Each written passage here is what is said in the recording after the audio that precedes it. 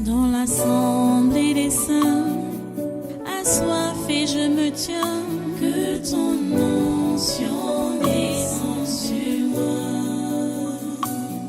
Conscient que mon destin est dans le creux de ta main, que ton onction descende sur moi. Je suis disposé, assoiffé, que ton onction descende sur moi. Je suis disposé, assoiffé, que ton onction descende sur moi.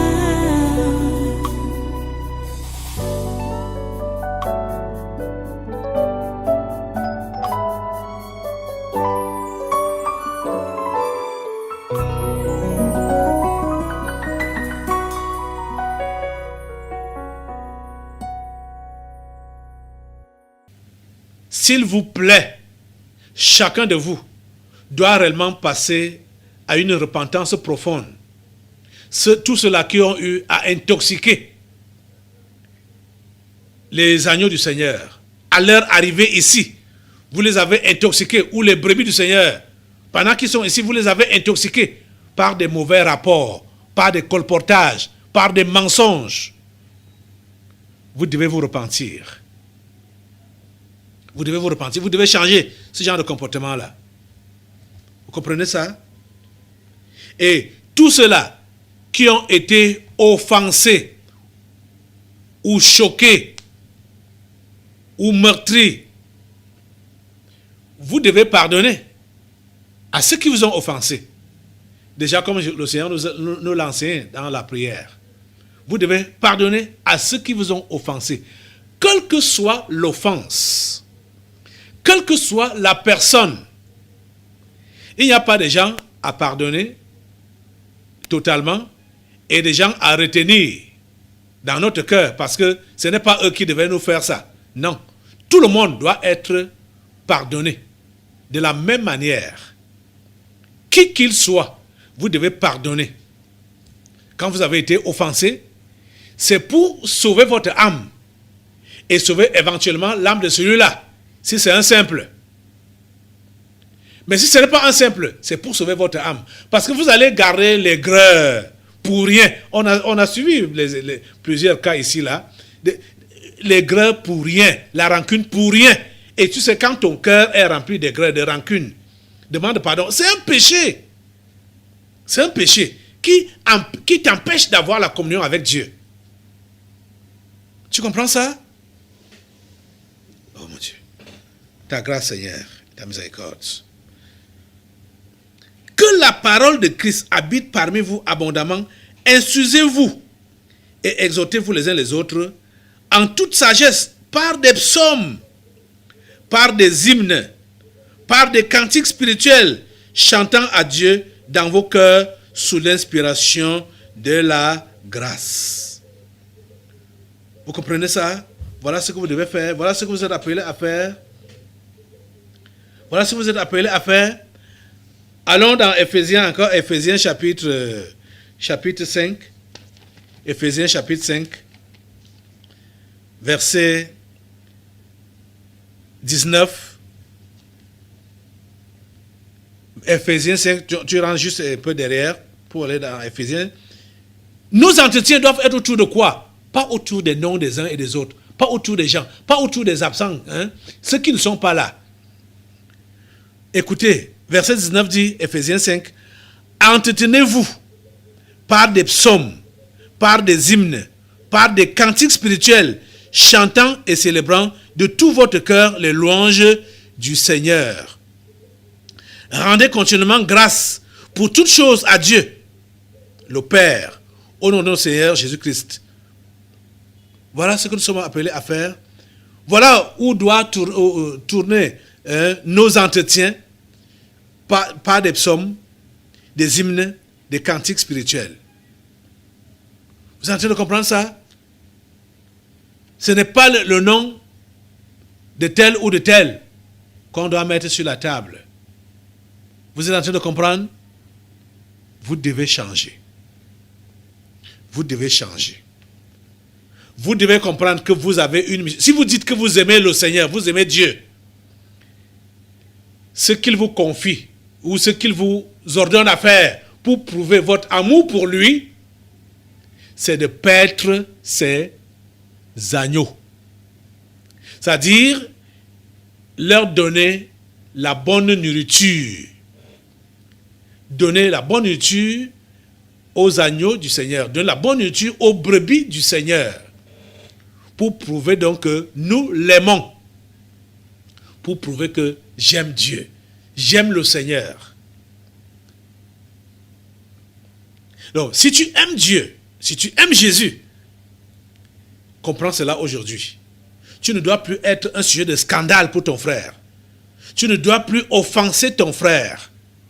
Tu ne dois plus porter le nom de ton frère pour aller médire de lui, mal parler de lui auprès d'un tiers. Tu ne dois pas faire ça. Tu ne dois plus faire ça. J'ai dit, même un païen, même n'importe qui, tu ne dois plus prendre le nom de quelqu'un, de n'importe qui, pour aller mal parler de lui auprès de quelqu'un d'autre. Ne fais pas ça. Ne fais pas ça. Ne participe plus jamais à cela. Cela doit s'arrêter au milieu de vous, à partir de ce matin. Vous comprenez ça? Ne faites plus ça. Déjà, ce que Jésus a donné comme instruction dans Matthieu 18 là, ce n'est pas que quand tu as été donc offensé par quelqu'un, tu as vu la personne pour lui faire savoir que tu as été offensé par lui ou par elle, et la personne ne te comprend pas. Tu pars donc maintenant raconter à quelqu'un d'autre. Ce n'est pas comme ça que ça se passe. Tu ne pars pas raconter. Tu pars prendre une autre personne. Vous venez ensemble vers la personne qui t'a offensé. Vous venez ensemble. Comprenez bien cette précision-là. Vous venez ensemble. Tu ne pars pas raconter. Parce que quand tu vas raconter là-bas, tu risques, comme je l'ai déjà dit, dire ce qui n'a pas été dit. Ou raconter ce qui n'a pas été fait par la personne. Ça doit être dit ou raconté en sa présence. De façon que tu ne puisses pas exagérer. De façon que tu ne puisses pas dire des mensonges. De façon que tu puisses dire exactement ce qui s'est passé. Donc, tu dis à la personne, chez qui, du moins que tu aimerais qu'il soit votre réconciliateur, que voilà, j'ai des malentendus avec un tel. Allons, j'aimerais que tu nous aides à arranger cela. C'est devant la personne qui t'a offensé que tu vas donc raconter. Même si la personne te demande qu'est-ce qu'il t'a fait ou qu'est-ce qu'elle t'a fait, ne lui dis pas, ne lui dis rien. Tu dois parler devant la personne qui t'a offensé. Vous comprenez? C'est comme ça que ça doit se passer. C'est ça que Jésus a dit. Je n'invente rien. Tu ne peux pas raconter parce que tu vas déformer la chose. Et si ton frère, je repars à Matthieu 18 là, si ton frère a péché, va et reprends-le entre toi et lui seul. S'il t'écoute, tu as gagné ton frère. Mais s'il ne t'écoute pas, prends avec toi. Tu comprends, non? Prends avec toi. Ça veut dire quoi? Tu prends la personne et tu l'amènes vers l'offenseur. Prends avec toi. Il n'a pas dit, va raconter ce que l'autre t'a fait. Ce n'est pas ça qu'il a dit. Suivez bien le français qui est dit là. Prends avec toi. Prends avec toi. Une ou deux personnes. Prends avec toi une ou deux personnes afin que toute l'affaire se règle sur la déclaration de 2 ou de 3 témoins. Prends avec toi. Donc tu prends une ou deux personnes, vous partez vers la personne qui t'a offensé pour régler l'affaire. S'il refuse de les écouter, dis-le à l'église. Et s'il refuse d'écouter l'église, qu'il soit pour toi comme un païen et un publicain. Voilà la démarche. Donc, vous comprenez qu'il est interdit que tu es offensé par quelqu'un et tu pars raconter aux autres comment l'autre t'a offensé. C'est interdit. c'est interdit.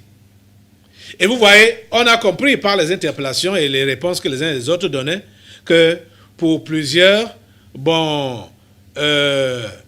ils sont provoqués par leur interlocuteur. Ah, pourquoi ta mine est comme ça? Pourquoi tu ne souris pas? Pourquoi tu n'as plus de joie? Pourquoi tu es triste? Donc pour que la personne va donc ouvrir le cœur pour dire, j'ai eu des malentendus avec tel, j'ai eu des problèmes avec tel, machin, tout ça là. Les amis, déjà en tant que chrétien, tu n'as pas droit à la tristesse. Tu n'as pas droit à la mauvaise mine. Tu n'as pas droit à cela. Regarde, quand tu affiches cela, ça affecte les autres. Et on peut le savoir et tu fais la remarque. Ce n'est pas bien. Ce n'est pas chrétien. La Bible dit ceci.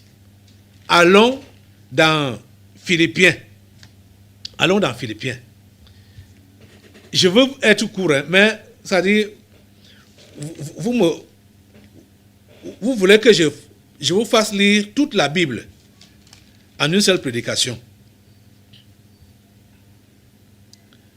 La Bible dit, dans Philippiens au chapitre 4, verset 4, « Réjouissez-vous toujours dans le Seigneur. » Je le répète, réjouissez-vous. La Bible n'a pas dit, attristez-vous toujours dans le Seigneur. Je le répète, attristez-vous. Donc le chrétien n'a pas droit à la tristesse, au point où il va afficher ça et on sera obligé de lui demander, mais qu'est-ce qui ne va pas? Pourquoi tu as mauvaise mine? Pourquoi tu as mauvais visage? Ça ne convient pas aux chrétiens. Et dans Éphésiens, la Bible va dire, soyez toujours joyeux. Philippiens chapitre 5, verset 17. Verset 16, je crois. Attends, il faut que j'aille là. Oui, c'est plutôt 1 Thessaloniciens. Allons dans 1 Thessaloniciens chapitre 5. Oui, 1 Thessaloniciens chapitre 5, verset 16. Oui, c'est 1 Thessaloniciens 5, 16. Qui dit, soyez toujours joyeux. Soyez toujours joyeux. Soyez toujours joyeux. Réjouissez-vous dans le Seigneur. Je le répète, réjouissez-vous. Soyez toujours joyeux. C'est le partage du chrétien. Être toujours joyeux. N'affiche jamais la tristesse. En tant que chrétien, tu n'as pas droit à cela. Vous comprenez? Et pour revenir sur notre texte de Matthieu 18, verset 21 à 35, on ne pourra pas lire tout ça, le temps est déjà beaucoup passé. C'est l'histoire du pardon. Comme je disais que on a droit au pardon. On a droit de pardonner n'importe qui nous a offensés pour ne pas garder l'offense dans notre cœur et briser notre communion avec Dieu. Jésus a pris donc l'exemple de quelqu'un qui devait l'argent à son patron. Et comme il n'a pas eu moyen de payer, il a supplié son patron lui a remis la dette. Au sortir de la rémission de sa dette, il a rencontré également son débiteur, quelqu'un qui lui devait aussi une minime somme. Lui devait à son patron une colossale somme. Quand il a rencontré la personne qui lui devait une minime somme, il a cravaché la personne, il allait mettre la personne en prison, il n'a pas voulu pardonner. La personne lui a fait la même prière que lui-même il avait fait à son patron, que pardon, je vais te payer, aie patience envers moi. Il n'a rien entendu. Il a pris la personne, allait l'enfermer, que tu dois me payer. Ce sont les camarades de celui-là qui sont allés rapporter au patron que, est-ce que tu sais ce que l'autre a fait, celui à qui tu as remis la dette? Est-ce que tu sais ce qu'il a fait? Il a rencontré un tel qui lui devait tel montant. Il lui a même supplié, il lui a demandé pardon, il a supplié et il n'a pas entendu jusqu'à ce qu'il allait l'enfermer pour qu'il lui paye son argent. Le patron n'a pas été content de ce rapport-là. C'est pourquoi il dit au verset 32, alors le maître fit appeler ce serviteur et lui dit, méchant serviteur, je t'avais remis en entier ta dette, parce que tu m'en avais supplié. Ne devais-tu pas aussi avoir pitié de ton compagnon, comme j'ai eu pitié de toi? Et son maître, irrité, le livra au bourreau, jusqu'à ce qu'il eût payé tout ce qu'il devait. Verset 35, c'est ainsi que mon Père céleste vous traitera, si chacun de vous ne pardonne à son frère de tout son cœur.